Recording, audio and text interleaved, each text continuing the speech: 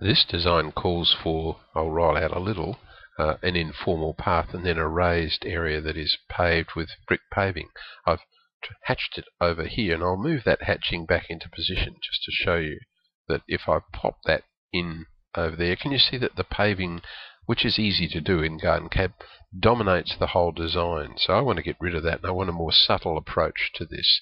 So what I'm going to do is set my Object Snap settings to nearest and Object Snap on, and you should be able to see what I'm going to try and do here is to draw a polyline along through there and then down, and then I'll hatch a small section to indicate the paving.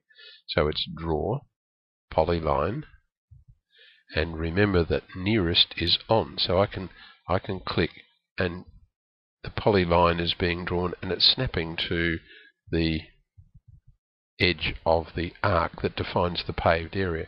Now I'll come across here and I'll just draw across, and then nearest is on, so I can just go along through there and click and then see for close. So now a polyline runs through that area. I'll hit the properties and I'll turn that polyline into quadratic spline, so there's some smooth curving going on in there. Now we can hatch it. So if we draw, hatch, and we pick entities, we can just pick that line there and OK. I'll set a scale of, I think I'll set a scale of 1000 here, and we'll go OK.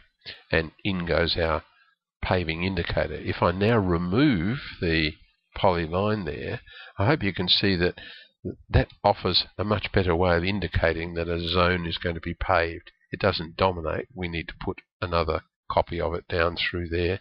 You could almost copy it over here, mirror it, and rotate it and get it into position, but it's almost just as simple to draw another polyline around there. You don't really need to be as fussy as I was before, I think. Just polyline nearest to there, down through there, and there, and there. There, just run along through here. Remember, we erased this polyline anyway, so we can now close it. We'll select it, we'll fit it, and spline curve it, and hatch. And our setting of 1000 is about right.